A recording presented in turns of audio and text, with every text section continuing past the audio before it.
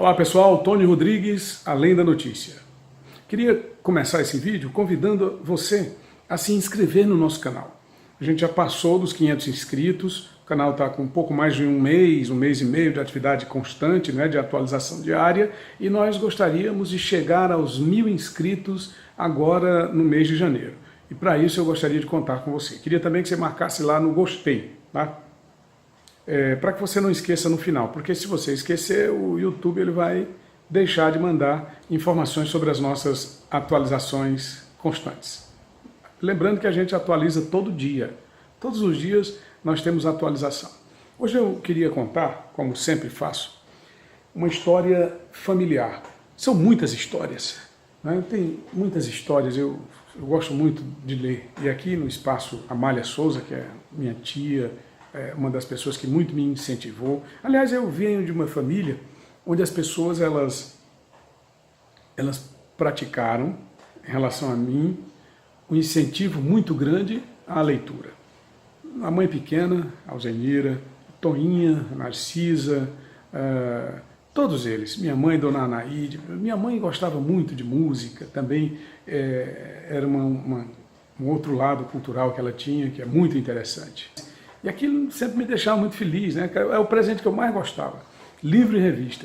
E aí eu fui colecionando, fui montando e tal, mas o fato é que as histórias que me eram contadas pelos populares, na rua, no mercado público, pelos estivadores, o Raimundo trabalhava na Praça Conegonório, no centro de Altos, ficava em frente à minha casa. Minha mãe tinha uma pensão, Nossa Senhora de Fátima, na Avenida Francisco Raulino, que era a principal avenida de Altos. E ali aquelas pessoas se reuniam em frente, né? Muita gente, comadre Fulô, compadre Raimundo, o Amazonas, o Fulica. Fulica era um índio maranhense que vivia para lá e para cá, né? Que lá ele sumia, depois reaparecia. E essas pessoas me contavam muitas histórias.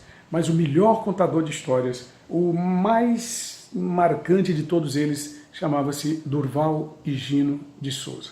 Durval Higino de Souza, irmão de Dona Anaíde Higino de Souza, que vem a ser a senhora minha mãe. Então ele morava em Capitão de Campos. Naquele tempo era uma luta, rapaz, terrível. Você via. Os Capitão de Campos é uma cidade que fica a 160 e poucos quilômetros de Teresina. E ele era aposentado do INPS. Aposentadoria de um salário mínimo, trabalhador rural, ele foi trabalhador rural a vida toda. E meu tio, todo mês, para receber o dinheiro dele, ele vinha de Capitão de Campos a Teresina. Porque só recebia em Teresina. Todo mundo que era aposentado só recebia seu dinheiro em Teresina. Imagine, o camarada que morava lá em Corrente. Eu acredito que ele devia ser aposentado, mas tinha que ser no Piauí, né? Que ele morava no Piauí. Não pode ser como esse pessoal da terra de ninguém. Mas ele vinha para Teresina, pernoitava aqui em Altos, na casa da mamãe, e nesse pernoite ele contava histórias. E contava histórias. E era maravilhoso, era fantástico, não é? A gente gostava demais. O tio Durval contava suas histórias. Histórias de Trancoso. Trancoso, né? Gonçalo Fernandes Trancoso. A pessoa diz, olha, vamos contar uma história de Trancoso. No interior, muitas vezes, nem sabe quem foi Trancoso, né? Ou que Trancoso foi uma pessoa.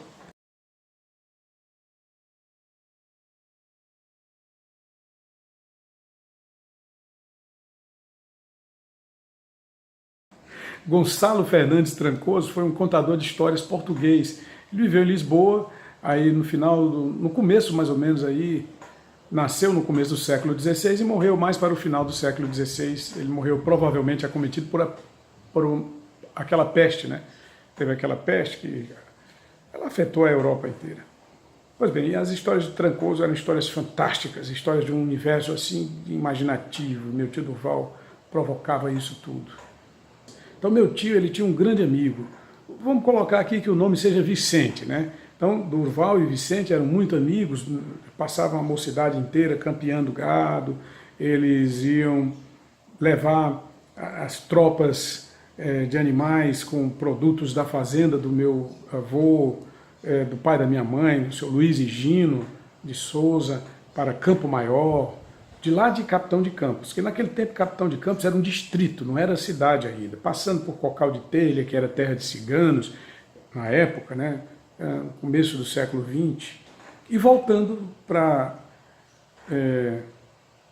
capitão de campos para a fazenda Carnaubinha, com o que foi apurado na venda dos produtos, o dinheiro da venda dos produtos. Enfim, era um negócio interessante, né? Aquela vida de peão. E num negócio desse aí, eles se defrontaram com um cigano, que teria os roubado, levado o gado, e eles partiram na captura. Claro, os dois eram jovens, fortes e valentes, e conseguiram recuperar o gado roubado. Meu tio Durval e seu amigo Vicente. Isso me foi contado pela minha avó, foi contado pela minha mãe, pela minha tia Amália, babá, e por muita gente. E aí eles recuperaram os animais, e os ciganos dizendo: eu sou o dono sou eu, você está me roubando. Ora, estava até a marca da fazenda do meu avô, ou bisavô, e estava lá a marca, LH, né, que era Luiz e Gino. Enfim, o cigano resolveu lançar sobre eles uma maldição, alguma coisa assim, sei lá, um sortilégio, né? Um sortilégio maligno, como nos filmes de terror. E nem levaram em conta isso, mas eram muito amigos e viviam naquele negócio de campear gado, e eram tão amigos que iam para as festas juntos, e as namoradas eram amigas também, e quando saíam, os dois casais também saíam juntos, eram muito amigos. Essa questão de interior, existe o isolamento geográfico. Você e você se parecem tanto. Aí o outro rapaz olhou para mim, foi o Rômulo, né?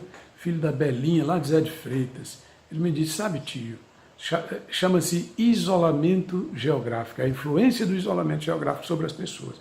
Quando não faz parecer, faz ficar tão amigo que a gente é capaz de dar a vida pelo outro. Pois bem, então eles fizeram um pacto, Vicente e Durval. O primeiro que morresse viria buscar o outro. Imagine-se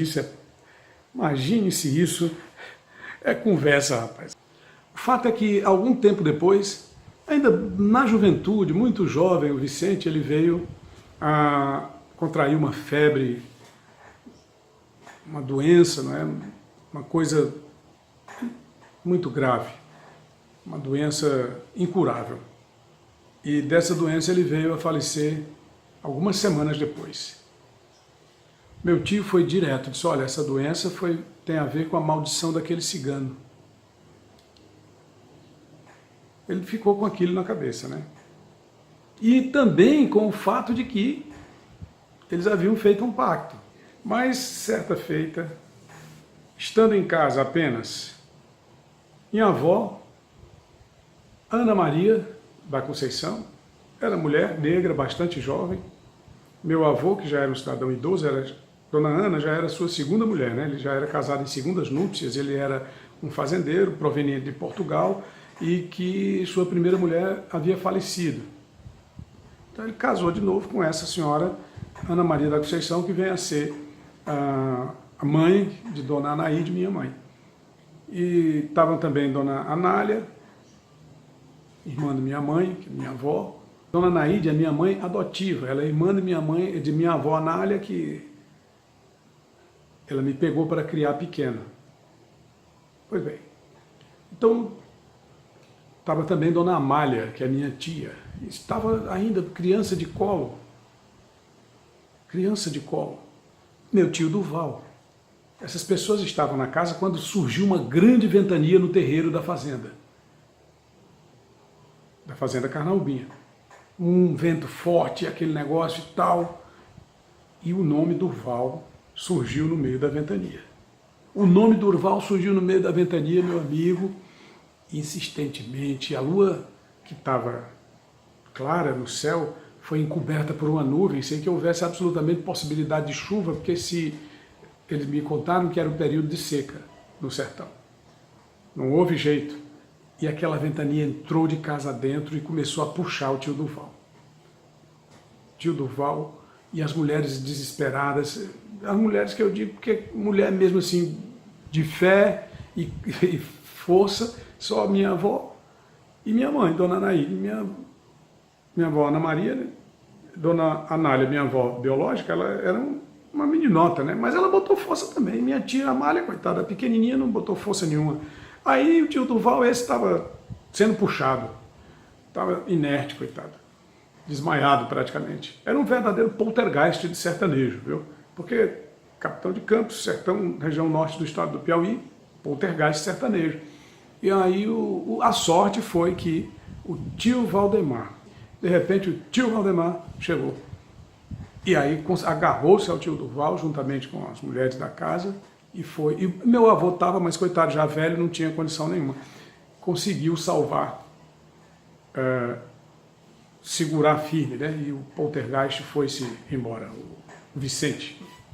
E aí depois eles fizeram muitas orações e para a consciência deles lá, para o imaginário deles, né, dentro da cultura sertaneja, aquele evento, estou contando aqui para vocês o que me contaram. Não estou dizendo que foi o que aconteceu. Todos contam a mesma história. Olha, estou dizendo aqui para você que me contou essa história. O tio Valdemar, minha avó Anália, minha mãe Anaíde, o próprio tio Durval me contou essa história. As outras pessoas já eram falecidas quando eu vim ao mundo. Então, todas me contaram com o mesmo jeito. Se houve alguma coisa, catarse coletiva, né, alguma coisa, ela atingiu a todos. Foi uma catarse coletiva. Então, enfim, todos contaram a mesma história. Se houve um poltergeist, ele não resistiu à força de todos juntos, às orações de todos juntos. Depois houve velas, foram a padres, foram a rezadores, até que se afugentou, em definitivo, esse fantasma, essa assombração. Só um detalhe, poltergeist, o nome de um filme famoso, quer dizer assombração, na língua prussiana, alemã, os austríacos, os suíços, suecos, eles lá naquela região nórdica da Europa, poltergeist, assombração. Lá também tem isso, tá?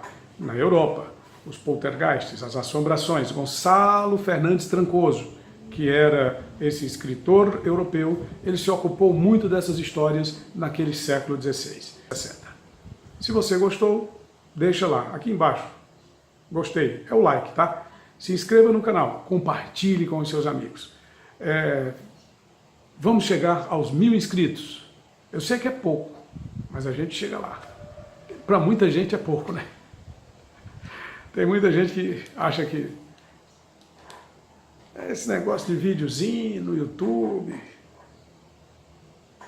vamos deixar, né? É assim que a gente se satisfaz, é assim que eu me satisfaço, eu estou gostando. Eu acho bom ficar aqui conversando, contando histórias. É isso aí. Tony Rodrigues, a linda notícia. Valeu.